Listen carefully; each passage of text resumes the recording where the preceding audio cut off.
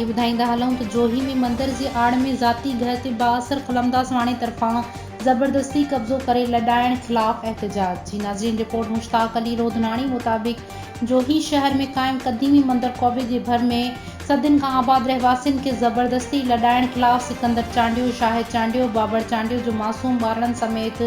बाअसर कलमदास वाणे ख़िलाफ़ मुख़्तियारकार ऑफिस अॻियां एहतजाजी मुज़ाहिरो कयो वियो। इन मौक़े ते मीडिया सां ॻाल्हाईंदे चयो त कौबे भर सां 7 पीढ़ियुनि खां आबाद आहियूं। बाअसर कलमदास वाणे तरफ़ां ज़बरदस्ती पुलिस साण करे घरनि में घिड़ी औरतुनि ऐं मासूम ॿारनि ते तशद्दुद कराए घर ख़ाली कराए बेघर कयो वियो आहे। हिननि चयो त 1.5 साल अॻु कलमदास वाणे तरफ़ां अॻूणे असिस्टेंट कमिश्नर समाजी अॻुवाणनि ऐं मीडिया अॻियां असांखे कौबे मंदिर जे पासे वारो घर ख़ाली करण एवज़ शहर अंदरि प्लाट वठी ॾियण जो दस्तावेज़ करे ॾिनो हुयो,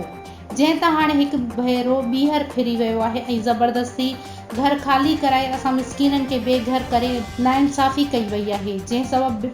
दरबदरी वारी ज़िंदगी गुज़ारण ते मजबूर आहियूं। हिननि आला इख्तियारनि समेत वसवारनि सां पुरज़ोर मुतालबो कयो त असां सां इंसाफ़ करे बाअसर कलमदास वाणे ख़िलाफ़ कार्रवाई करे असां सां इंसाफ़ कयो वञे।